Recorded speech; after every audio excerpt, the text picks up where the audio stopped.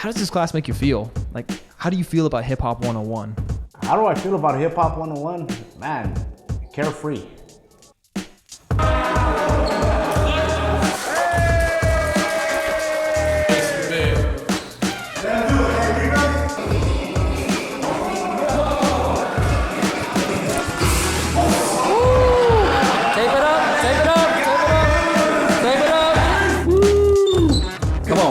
Let's go out there and break.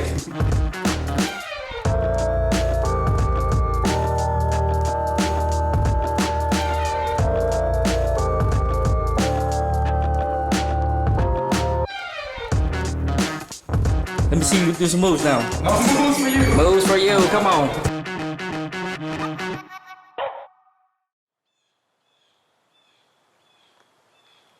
Who would have thought? Pelican Bay. You hear Pelican Bay, and the first thing comes to mind, everybody's like, oh, that's a bad place right there to be, and all the negativity always comes from it. But as soon as you mention hip hop, like, wait, what? Hip hop? I'm like, yeah, like I'm in a dance class. And they're like, no way. I'm like, yeah, I am. Hey, what's up? I'm the facilitator of the Hip Hop 101 group at Pelican Bay State Prison. Now, how did I become the facilitator of a hip hop group inside California's highest security prison? Well, it all started with a ridiculous conversation about my shoes. That conversation just blew up when you were talking about hip hop, and I was like, oh, what? Hip hop? What you know about hip hop? Right? And then when you said you knew how to break dance, like, what? No. I was not wearing this. I was wearing, like, button-up shirt. I was the last guy that anyone would ever expect to be into hip hop. And he talks about my shoes, and I start talking about dancing. And he mentions flares, windmills, and b-boy moves that only a b-boy would really know if you're into breakdancing. And that took off right there in that conversation. It just came back to me. I was like, I could do this. So I was like, all right, let me try this. I couldn't do it. Hey, no, you did it though.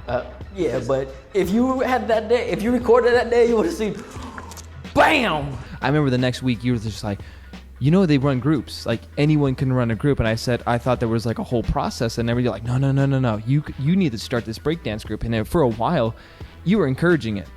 And I came in with the paperwork. I was like, it's official, guys. Yes.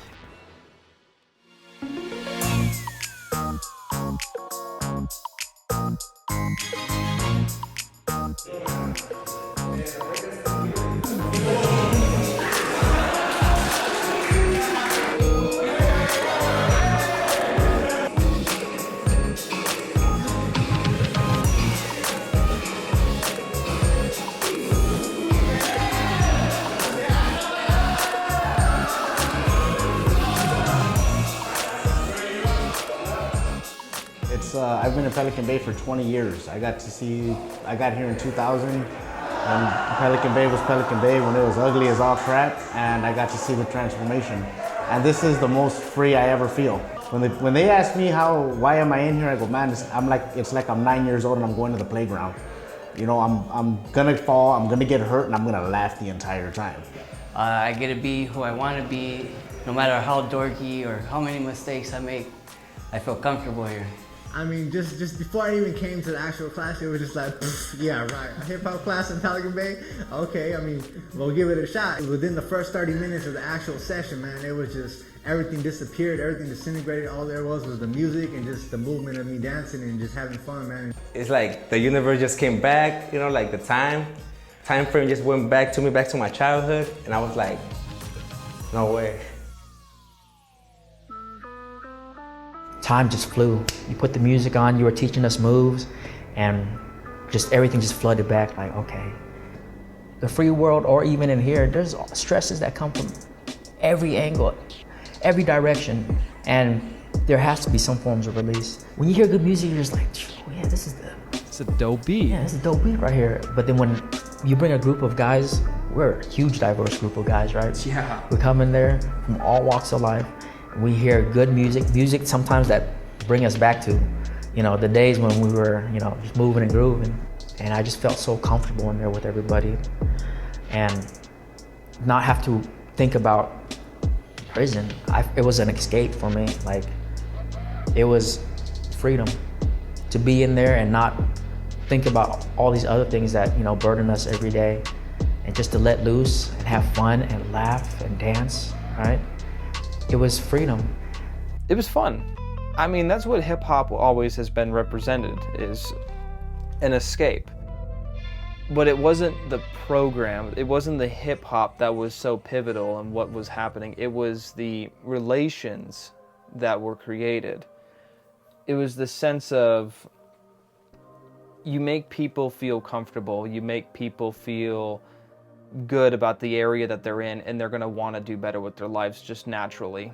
When we came up with the idea in here, it made me feel a whole lot better. Each time I come in here for them few little hours, it's like, it's no worries, I'm free. You know, I'm free. I don't even have to think about being in prison, I'm free. You know, I have guys that I never spoke more than 20 words to come up to me and start telling me, hey, what about this step right here? And start teaching me. And so for me, it's breaking boundaries in a way that many other groups I don't think ever will be able to. This class, this environment, this culture that we created just in the little room we have is something that is imperative. I think the family dynamic is lovely. We're friends, well, more than friends, like we're family now. It's like a deeper connection. I think more than just hip hop, more than just dance or whatever the case, I think we created something that's, you know, like real intangible and will last.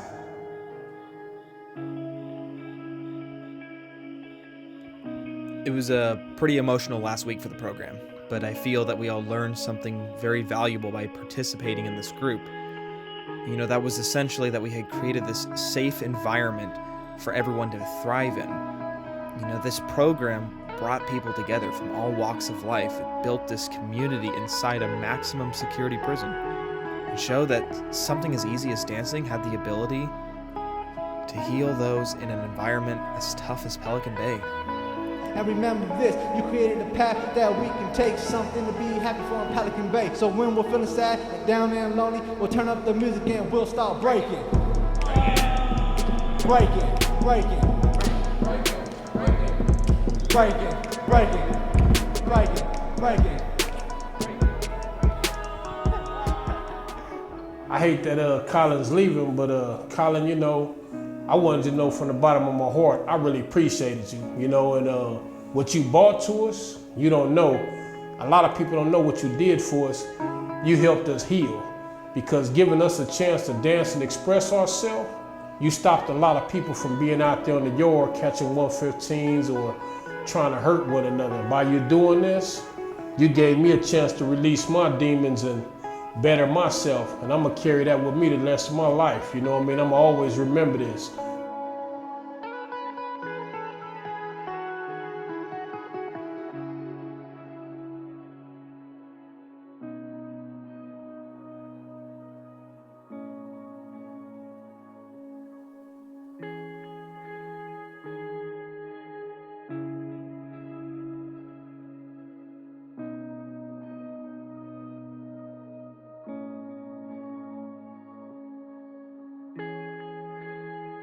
Distant memories of friendship remain shapeless, take you places that you're afraid to admit.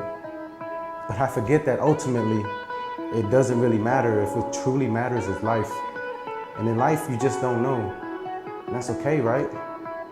We just go throughout life guessing, hoping that we impact others and keep the numbers of those we hurt down. Try not to look down on those we hurt, and in the process of changing frowns, maybe try to avoid smirks and share smiles so genuine that it has the power to cure. And the earth, well, the earth need that.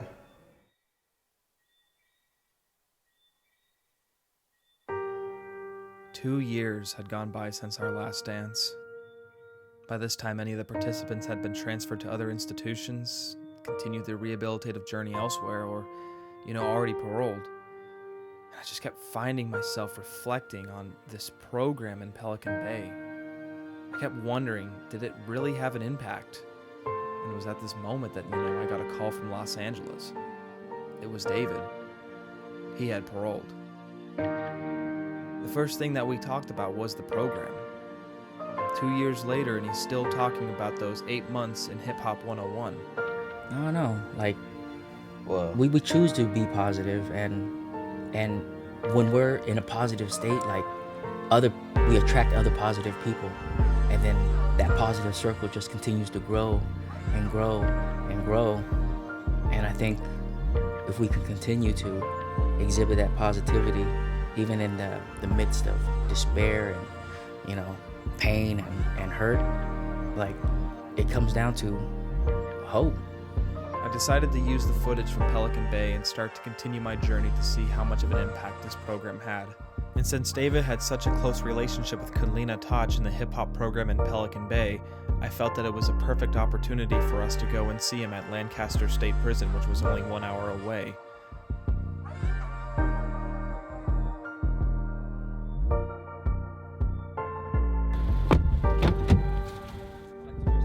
Yo, what's up, dude? What's up, bro? How's it going?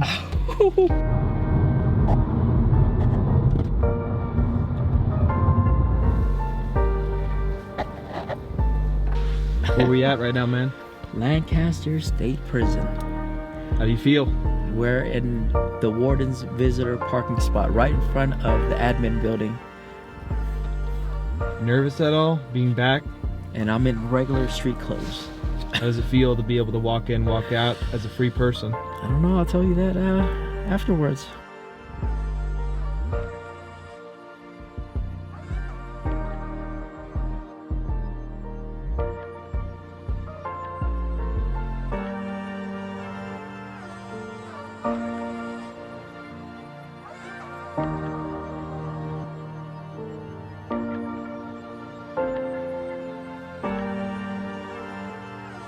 Got any idea of what you're gonna feel when it comes through that door? Elation, definitely.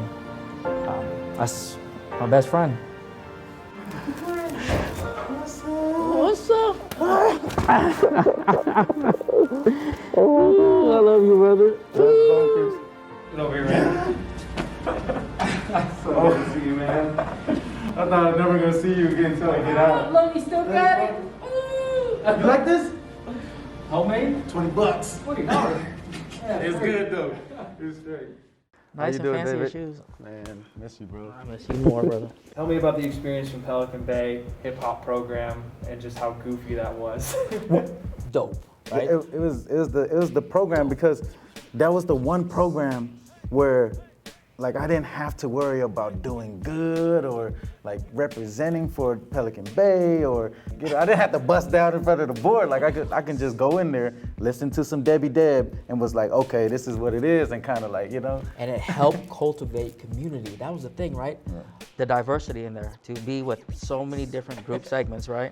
And be able to just be ourselves and let go and have fun. I think that was freedom in a sense, right? And I look forward to that class every single time. But it was attractive too, like for like just thinking about the community, because I remember like COs used to come in and check on us. The sergeants came in, the captain would come in and clown on us, and we would encourage them to, and they never did. Yeah. But it's like they used to come check in, because I think that gravitational pull of like humanness was there, right? Like, what is all this music playing and what's going on in there? And yes, it was a class, but it was more so like a safe space for us to be who we naturally are. What programming did is gave us experiences, right? And a lot of us came from cultures or communities that didn't have other experiences available to us. So what programs did is gave us experiences that gave us opportunities, and whether you chose to invest in those opportunities or not, that was up to you, but those opportunities also led to a plethora of potentialities, right? And so that's what programming does, right? I have that self-empowerment within me where I know, like, I can do this, and it's my turn to give back. So I think it's really important that we were able to develop that along the journey through all these rehabilitative programming, through all the people that we met, through the culture that we started to create because we wanted that culture, right? It's not because the culture just existed.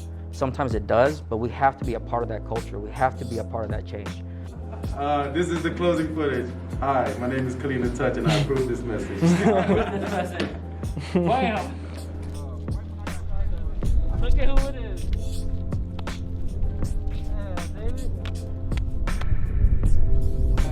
Yeah, I heard. I was just talking about the geese story in here on the video. Yes. Oh, this is so cute. This is the cutest thing. Huh? The thing we were talking about, right? Like how Pelican Bay was kind of where everything kind of started, but everything culminates here, right? All the programming, all the things that we were working towards, like it's actually manifesting here. Yeah, it's coming here. That's exactly, the goal was to get to a place where you can thrive, right?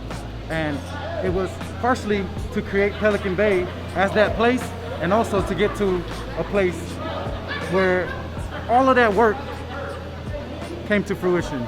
And this is it. This freedom is it. We're here, baby. All right, bro. Thank you for coming. I love you, bro. Yeah, I love you too, Paige, man.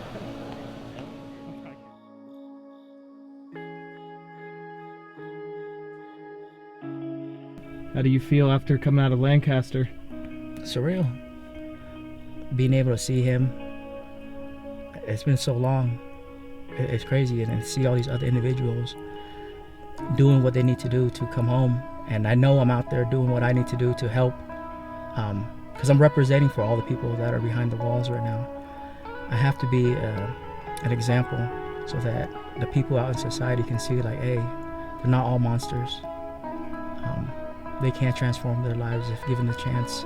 So no added pressure, but that's what I'm doing. I'm out there grinding every day so that I can help my brothers and my sisters come home. I find it funny that the best investment is when you spend time on others the way others spend money. Life lesson. That the memories you create can create the very space you need to escape the greed, escape the physical place and open up space to breathe. I'm ready to take on the whole system. I need you to plan with me. Forever a line pusher. I remember a time could've dove. I was stranded on the edge, the homie gave me the shove I needed. Fighting demons, I fell face first to freedom. That was the type of tough love I needed. He told me stay real, but stay still. Meditation became the very drug I needed. You feel me? We did programs, defied the odds and hustled like dope dealers. And since we was pushing for God, we were more like hope dealers. And it messed us all up when Coach said, go-getters for life. You remember that? So we became eternally go-getters. Still, I marvel at the human's capacity to thrive. In spite of our circumstances, we altered the passage and left our marks on those whom we passed by. Such audacity. We dared to be woke. We dared to be fully alive, stubborn enough to fall and still rise and cause ripples. For no action too small, no action too little. And one man's ripples can create waves of change and change the culture for many. We laid roots and bore fruits. Your release gave hope to plenty. Just think about it. We were just baby kids then, and look what we turned into. And it started in Pelican Bay, and still the saga continues, and that's facts.